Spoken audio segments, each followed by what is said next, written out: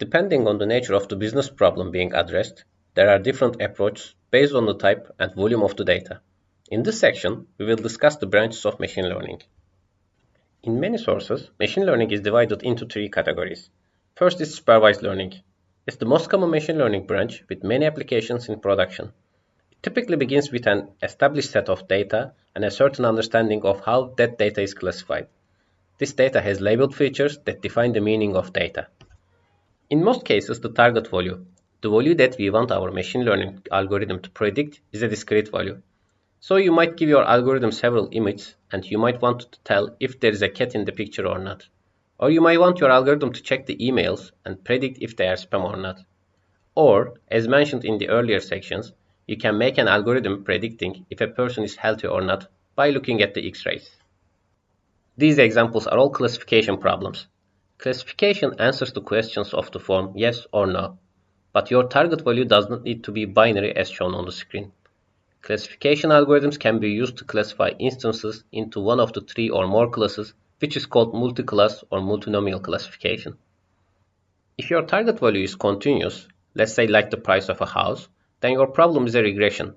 Regression answers to questions of the form how much. The most common forms of regression analysis is the linear regression, in which a researcher finds the line that most closely fits the data according to a specific mathematical criterion. On the contrary, in unsupervised learning, we don't have the already labeled data.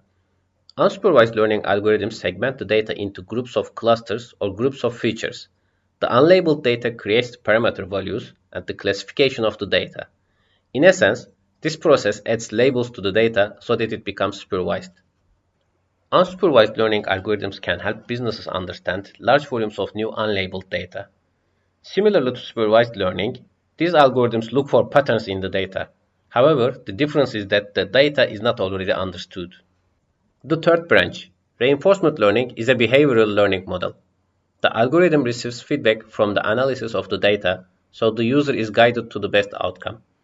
Reinforcement learning differs from other types of supervised learning because the system isn't trained with the sample dataset. Rather, the system learns through trial and error. Therefore, a sequence of successful decisions will result in the process being reinforced because it best solves the problem at hand. One of the most common applications of reinforcement learning is in robotics and game playing. Reinforcement learning is also the algorithm that is being used for self-driving cars. Now let's dive deeper into each of these branches to better understand how a machine learning algorithm is implemented.